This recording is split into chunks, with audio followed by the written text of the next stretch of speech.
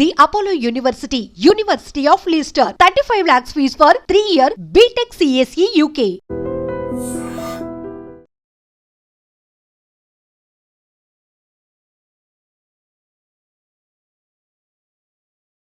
నమస్కారం అండి. నేను Srilatha, chief clinical dietitian, Medicover hospitals Madhapur. ఇవాళ మనము షుగర్ ఉన్న వాళ్ళు కానీ డయాబెటిక్స్ ఎటువంటి టైమింగ్స్లో ఆహారం తీసుకోవాలి, అలాగే ఎంత ఫ్రీక్వెన్సీతో తీసుకోవాలి, ఎంత మోతాదులో తీసుకోవాలి, దీని గురించి తెలుసుకుందాం. సో ముఖ్యంగా డయాబెటీస్ వచ్చినప్పుడు మనము డైటరీ రిస్ట్రిక్షన్, ఆహారంలో మనము చాలా రకాల రెస్ట్రిక్షన్స్ అనేవి ఉంచడం చాలా ఇంపార్టెంట్ అవుతుందన్నమాట. ఇలా చేయడం వలన మన డయాబెటీస్ కంట్రోల్లో ఉంటుంది.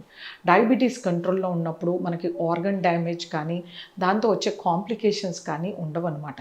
ఎప్పుడైతే డయాబెటీస్ని కంట్రోల్లో చేయట్లేదో అప్పుడు మనకి ప్రొలాంగ్ అన్కంట్రోల్ డయాబెటీస్ వలన మనకు రకరకాల ఇబ్బందులు శరీరంలో వస్తాయి. అది కిడ్నీ పైన ఇంపాక్ట్ అవ్వచ్చు, కిడ్నీ ఫంక్షన్ని సరిగ్గా చేయకపోవచ్చు, లేకపోతే మనకి వాస్కులర్ ప్రాబ్లం, పెద్ద నరాలపైన కానీ చిన్న నరాలు కంటికి, తర్వాత కిడ్నీకి, బ్రెయిన్కి సప్లై చేసే వాటిని ఆక్లూడ్ చేయొచ్చు అనమాట. సో ఇలా రకరకాల ఇబ్బందులు మనకి వచ్చే ఛాన్సెస్ ఉంటాయి. ఒకవేళ మనం డయాబెటీస్ని సరి అయిన ఆహారంతో, సరి అయిన క్వాంటిటీలో, సరి అయిన పద్ధతిలో తీసుకున్నప్పుడు మనకు ఎటువంటి నష్టం ఉండదన్నమాట. సో డయాబెటీస్ మేనేజ్మెంట్కి మోస్ట్ ఇంపార్టెంట్ డ్రగ్ థెరపీ, దాని తర్వాత డయట్ థెరపీ, తర్వాత physical activity and stress free life. ఇవి 4 మనము కనుక జాగ్రత్తగా పాటిస్తే మన డయాబెటీస్ అనేది కంట్రోల్లో ఉంటుంది. సో ఆహారంలో మనం ఎటువంటి ఆహారం తీసుకోవాలి? సో డయాబెటీస్ ఉన్నవాళ్ళు కార్బోహైడ్రేట్ని జాగ్రత్తగా తీసుకోవాల్సి ఉంటుంది. ఎందుకంటే కార్బోహైడ్రేట్ మన శరీరంలో డైజెస్ట్ అబ్జార్బ్ అవ్వడానికి, దీని మెటబాలిజం అంటారు, దీనికి మనకి ఎక్కువ మోతాదులో ఇన్సులిన్ అవసరం ఉంటుంది. సో అందుచేతనే మనము డయాబెటిక్స్ కార్బోహైడ్రేట్ని హెల్దీగా ఉండేలాగా చూసుకోవాలి. హెల్దీ కార్బోహైడ్రేట్స్ అంటే కాంప్లెక్స్ కార్బోహైడ్రేట్. వీళ్ళు తీసుకునే ఆహారంలో ధాన్యాలు, గింజ ధాన్యాలు ఇలాంటివి ఖచ్చితంగా ఉండాలి. రీఫైన్డ్ కార్బోహైడ్రేట్స్ అంటే మైదా కానీ కార్న్ఫ్లవర్ కానీ ఇలాంటివి అవాయిడ్ చేయాలి. సో ఇలా మైదా కార్న్ఫ్లవర్ తీసుకోవడం వలన షుగర్స్ పెరిగే ఛాన్సెస్ ఉంటాయన్నమాట. సో ఇలా హెల్దీ కార్బోహైడ్రేట్స్ మనం చూస్ చేసుకుంటూ ఉండాలి. అలాగే ఎంత మోతాదులో తీసుకోవాలి, ఎప్పుడు తీసుకోవాలి. సో ఎవరికైతే బ్రేక్ఫాస్ట్ అలవాటు ఉంటుందో వాళ్ళు బ్రేక్ఫాస్ట్ని తీసుకోవచ్చు, బట్ క్వాంటిటీ అనేది తగ్గించుకోవాల్సి ఉంటుంది. అలాగే టైప్ ఆఫ్ బ్రేక్ఫాస్ట్ అనేది కొంచెం మోడిఫై చేసుకోవాల్సి ఉంటుందన్నమాట. ఇంతకుముందులాగా మనము పొంగల్ తినడము, కిచిడి తినడము, లేకపోతే దద్దోజనం తినడం కానీ, అటుకులు పులిహోర కానీ ఇలాంటివి చేసినప్పుడు షుగర్స్ కొంచెం త్వరగా పెరిగే ఛాన్సెస్ ఉంటాయన్నమాట. వీటిలో ఫైబర్ ఉండదు కనుక దాని బదులు పెసరట్టు తినడం కానీ, చాలా ఎక్కువ కూరగాయలు వేసిన వెజిటేబుల్ ఉత్తప్పం కానీ, లేకపోతే ఇంకా గోధుమ రవ్వలో ఎక్కువ కూరగాయలు వేసి చేసుకోవడం కానీ, లేకపోతే మిల్లెట్తో దోశ వేయడం కానీ ఇలాంటివి చేసినప్పుడు క్వాంటిటీ అండ్ క్వాలిటీ చాలా ఇంపార్టెంట్. సో వీటిని జాగ్రత్తగా సరి అయిన మోతాదులో వీటిని కూరగాయలతో కానీ, లేకపోతే చట్నీస్తో కానీ, అంటే ఆకుకూర చట్నీ, కూరగాయ చట్నీతో తీసుకున్నప్పుడు షుగర్స్ బాగా కంట్రోల్లో ఉంటాయి. ఒకవేళ చాలా బరువు ఎక్కువగా ఉన్న వాళ్ళు బ్రేక్ఫాస్ట్ స్కిప్ చేసి 11ంటికి ఆర్ 12ంటికి డైరెక్ట్గా భోజనం చేయొచ్చు. అలాగే 6ంటికో 7ంటికో డైరెక్ట్గా డిన్నర్ చేసేయచ్చు. ఇలా 2 పూటల భోజనం తీసుకోవడం వలన డయాబెటిక్స్ బాగా కంట్రోల్లోకి వస్తుంది. అలాగే వాళ్ళలో ఉన్న అధిక బరువు కూడా తగ్గుతుందన్నమాట. ఒకవేళ సన్నగా ఉన్నారు, ఆకలికి ఆగలేకపోతున్నారు, ఇలాంటి వాళ్ళు 3 పూటల లిమిటెడ్ అమౌంట్స్లో తీసుకుంటే మనకి ఇన్సులిన్ అవసరం అనేది తగ్గుతుందన్నమాట. ఆహారంలో పీచు అనేది సరి అయిన మోతాదులో ఉండాలి. సో పీచు మనకి కూరగాయల సాలడ్లో వస్తుంది, మనం తీసుకునే కూరగాయల్లో వస్తుంది, అలాగే మనం రైతా కానీ సూప్ ఇలాంటి చేసిన వాటిలో వస్తుంది, మనం వాడుకునే ఆకుకూర చట్నీ, కూరగాయ చట్నీలో లభిస్తుంది అన్నమాట. మనం తీసుకునే గింజ ధాన్యాల్లో గోధుమలు, జొన్నలు, సజ్జలు, అరికలు, సామలు వీటిల్లో కూడా లభిస్తుంది. సో మనం జాగ్రత్తగా గింజ ధాన్యాల్ని, పప్పు దినుసులు, ముఖ్యంగా రాజ్మా, చోలా, చనా, లోబియా, బీన్స్ వెరైటీలో డబుల్ బీన్స్ కానీ, సోయా బీన్స్ కానీ వీటిల్లో కూడా మంచి ఫైబర్ లభిస్తుంది. సో వీటిని మనం ఆహారంలో చేర్చుకోవడం, వాటిని గుగ్గిళ్ళులాగా కానీ, కూర కింద చేయడం కానీ, లేకపోతే సూప్స్ లాగా చేసుకోవడం కానీ వీటితో మనకి మంచి ఫైబర్ ప్రోటీన్ లభిస్తుందన్నమాట. అలాగే సాయంత్రం పూట చిప్స్, పకోడా, బజ్జీ, సమోసా తినే బదులు ఒక కప్ ఫ్రూట్ కానీ లేకపోతే ఒక గుప్పెడు పలుకులు నానబెట్టి వాటిపైన తొన తీసినవి తీసుకోవచ్చు. లేకపోతే కొన్ని గుమ్మడి గింజలు, తర్వాత పుచ్చపండు గింజలు, దోసపండు గింజలు, నువ్వులు, అవిసెలు వీటిని వేయించి ఒక చిన్న కటోరీలో ఒక 20-25 గ్రామ్స్ తీసుకుంటే మంచి హెల్దీ మోనోఅన్సాచురేటెడ్ ఫ్యాటీ యాసిడ్స్ లభిస్తాయన్నమాట. సో ఎవరికైతే షుగర్స్ డౌన్ అవుతూ ఉంటాయో వాళ్ళు కొంచెం టైమ్లీ మీల్స్ తీసుకోవడం ఇంపార్టెంట్. అంటే వాళ్ళు ఎర్లీ మార్నింగ్ ఒక cup of milk without sugar or tea, coffee, తర్వాత 8-9కి బ్రేక్ఫాస్ట్, తర్వాత 11 o'clockకి ఒక ఫ్రూట్, 1 o'clockకి లంచ్, 4 o'clockకి నట్స్, 8 o'clockకి ఆర్ 7 o'clockకి డిన్నర్. ఇలా ఎరాటిక్ షుగర్స్ ఎవరికైతే చాలా ఎక్కువగా పెరిగిపోయి పడిపోతుంటాయో వీళ్ళు టైమ్లీ మీల్స్ అనేది చాలా ఇంపార్టెంట్.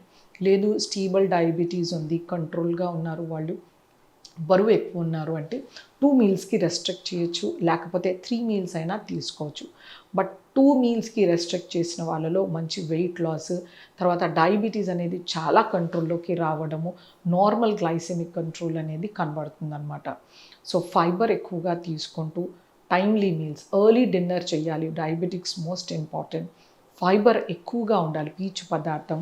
అలాగే మంచి ఫిజికల్ యాక్టివిటీ చేయడం వలన ఎక్సర్సైజ్, యోగా ఇలాంటివి చేస్తూ మెడిటేషన్ కానీ మైండ్ కామింగ్ టెక్నిక్స్ చేస్తే కనుక డయాబెటీస్ని మంచి కంట్రోల్లో ఉంచుకోవచ్చు.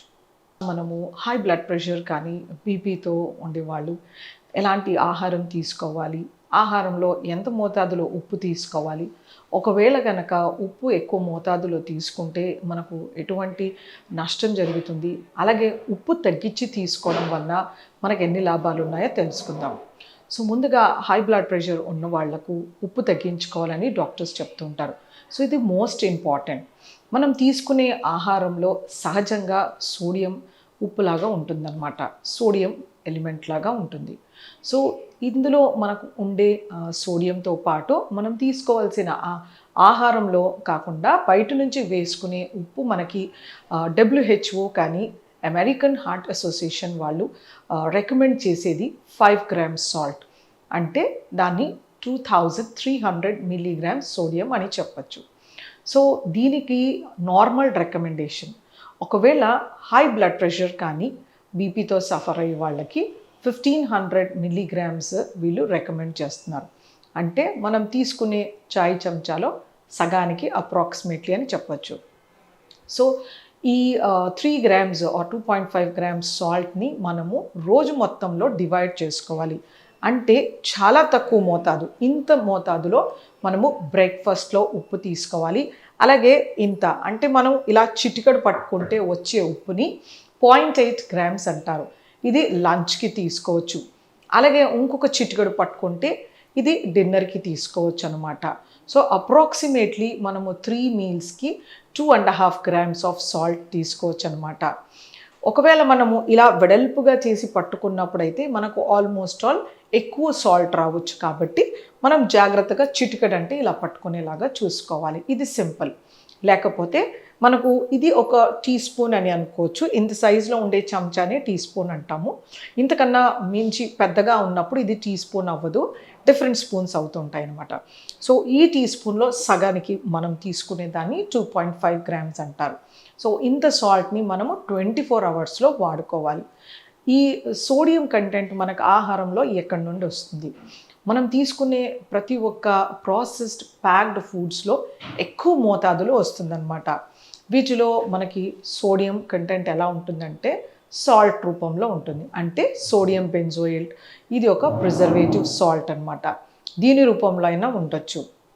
లేకపోతే మనకి ఇంకా సోడా బైకార్బోనేట్, అంటే మనం bread, biscuits, bakery products, donuts వీటిలో సోడా వేస్తూ ఉంటారనమాట. వీటిలో ఉప్పుతో సహా మనం సోడా బైకార్బోనేట్ వేస్తాం. ఈ రెండింటిలోనూ సోడియం ఉంటుంది. ఒకటి సోడియం బైకార్బోనేట్, ఒకటి సోడియం క్లోరైడ్. సో ఇది ఎక్కువ మోతాదులో మన శరీరానికి ఉప్పు అనేది ఇస్తుందన్నమాట. సో ఇలాంటివి మనం జాగ్రత్తగా చూసుకోవాలి. అలాగే మనం తీసుకునే కెచప్స్, సాసెస్, అంటే సోయా సాస్ కానీ లేకపోతే చిల్లీ సాస్ కానీ లేకపోతే టొమాటో సాస్ కానీ కెచప్ కానీ అలాగే సాల్టెడ్ బటర్, చీజ్ వీటిల్లో ఎక్కువ మోతాదులో ఉప్పు ఉంటుందన్నమాట. సో మనము ప్రాసెస్డ్ ప్యాక్డ్ ఫుడ్స్లో ప్రతి వాటిలోనూ సోడియం కంటెంట్ ఎక్కువగా ఉంటుంది. చాలామంది ఇష్టంగా తినే సేవరీ ఐటమ్స్, అవి జంతికలు ఉండొచ్చు, లేకపోతే చుడవ, కార ఇలాంటి ప్యాకెట్స్లో దొరికే వాటిలో చాలా ఎక్కువ మోతాదులో ఉప్పు ఉంటుంది. యూజువల్గా మూంగ్ దాల్లో కూడా చాలా చాలా ఎక్కువగా ఉంటుంది. ఇది మనం గ్రహించుకోవాలి. మనం ఇంట్లో చేసుకునే స్నాక్స్లో కూడా ఎక్కువగా ఉప్పు ఉంటుంది. అలాగే మనం సమ్మర్లో తీసుకునే వడియాలు, లేకపోతే అప్పడాలు, జాడీ పచ్చళ్ళు వీటిలో కూడా చాలా మోతాదులో ఉప్పు ఉంటుందన్నమాట. సో దీన్ని మనం గ్రహించుకొని వీటిలాంటి వాటిని అవాయిడ్ చేయాలి. బయట దొరికే మిర్చి బజ్జీ కానీ, సమోసా, పకోడీ ఇలాంటి వాటిల్లో కూడా ఉప్పు కంటెంట్ చాలా ఎక్కువ మోతాదులో ఉంటుంది. ఇవి తీసుకోవడం వలన మనకి ఏం నష్టం జరుగుతుంది? సో ఎక్కువ మోతాదులో ఉప్పు తీసుకోవడం వలన మన శరీరంలో రియాక్టివ్ ఆక్సిజన్ స్పీషీస్ అనేది ప్రొడ్యూస్ అవుతుందన్నమాట. ఇది మన శరీరంలో ఉండే నైట్రిక్ ఆక్సైడ్, అంటే అది ఒక వేసో డైలేటర్, అంటే మన ఆర్టరీస్ని ఇలా ఉంచి రక్త ప్రసరణ చేసేదనమాట. సో ఈ రియాక్టివ్ ఆక్సిజన్ స్పీషీస్ ప్రొడ్యూస్ అయినప్పుడు నైట్రిక్ ఆక్సైడ్ సప్రెస్ అయిపోతుంది. దీనివలన మనకి ఎండోథీలియన్ 1 ప్రొడక్షన్ అయిపోయి మనకి ఇన్ఫ్లమేషన్ అయిపోయి ఆర్టరీస్ స్టిఫెన్ అవుతాయి అన్నమాట. ఆర్టరీస్ అనేవి గట్టిగా అయిపోతాయి. సో వేసో కన్స్ట్రిక్షన్ ఉంటుంది, ఆర్టరీ స్టిఫెనింగ్ ఉంటుంది. దీనివల్ల బ్లడ్ ప్రెషర్ ఇంకా పెరిగి మనకి హార్ట్ పైన ప్రాబ్లం రావచ్చు, అంటే కంజెస్టివ్ కార్డియాక్ ఫెయిల్యూర్ రావచ్చు, ఇంకా ఇటువంటి హార్ట్ ఎన్లార్జ్మెంట్ రావచ్చు, ఇలాంటి హైపర్టెన్సివ్ హార్ట్ ఫెయిల్యూర్ ఇలాంటి ప్రాబ్లమ్స్ రావచ్చు అనమాట. సో అందుచేతనే మనము ఉప్పు విషం అని శాస్త్రాలు చెప్తున్నాయి. దానికని మనము కొద్ది మోతాదులో ఉప్పు వాడుకోవడం వలన మన హై బ్లడ్ ప్రెషర్స్ని కంట్రోల్లో ఉంచుకోవచ్చు. ఇంకా డైట్లో ఎలాంటి ఆహారం తీసుకోవాలి? మనం తీసుకునే ఆహారంలో పొటాషియం కంటెంట్ అనేది ఎక్కువగా ఉండాలి. ఈ పొటాషియం అనేది మనకు ఆకుకూరలు, కూరగాయలు, మన సాలడ్ వెజిటేబుల్స్లో, పళ్ళల్లో సమృద్ధిగా లభిస్తుందన్నమాట. అలాగే మనకి పప్పు దినుసుల్లో కూడా పొటాషియం ఎక్కువ మోతాదులో ఉంటుంది. దీని పప్పు సూప్ కానీ, పప్పు కట్టులాగా కానీ, లేకపోతే రోజువారీ పప్పులో కూడా మనకి మంచి పొటాషియం లభిస్తుంది. సో మనకి WHO and American heart association వాళ్ళు ప్రతిరోజు సుమారుగా 4800 మిల్లీగ్రామ్స్ పొటాషియం రికమెండ్ చేస్తున్నారనమాట. సో కొబ్బరి నీళ్ళలో మనం నిత్యం తీసుకునే అన్ని ఆహారాల్లో కంటే ఎక్కువగా ఉంటుంది. సో ఈ హైపర్టెన్సివ్ పేషెంట్స్ తరచుగా ఒక కొబ్బరి బొండం తేటగా ఉండేది తీసుకుంటే కనుక మంచి పొటాషియం అనేది లభిస్తుందన్నమాట. అలాగే మనము ఆకుకూర, బత్తాయి, తర్వాత పుచ్చపండు, దోసపండు, వాటర్ మెలన్, మస్క్ మెలన్ వీటిల్లో కూడా మంచి పొటాషియం కనబడుతుంది. సో మనం బత్తాయి అంటాము స్వీట్ లెమన్, అందులో కూడా ఉంటుంది. సో ఇది మనము వీటిని ఫ్రూట్ సాలడ్ లాగా తీసుకుంటే పొటాషియం అనేది సమృద్ధిగా లభిస్తుందన్నమాట. సో హైపర్టెన్సివ్ పేషెంట్స్ ప్రతి పూట ఒక కప్పులో సాలడ్ తీసుకున్న తర్వాత ఆహారం తీసుకోవాలి. ఉప్పు అనేది తగ్గించాలి. Process foods, sun dried products, ఎండలో ఎండబెట్టినవి ఏవైతే ఉంటాయో నిలువుగా ఉండేవి ఆహారాలని అవాయిడ్ చేయాల్సి ఉంటుంది. అలాగే ఉప్పు చేపలు, తర్వాత ఎండు చేపలు ఇలాంటి వాటిల్లో కూడా మనకి చాలా ఉప్పు ఉంటుంది. సో వీటిని కూడా అవాయిడ్ చేయాల్సి ఉంటుందన్నమాట.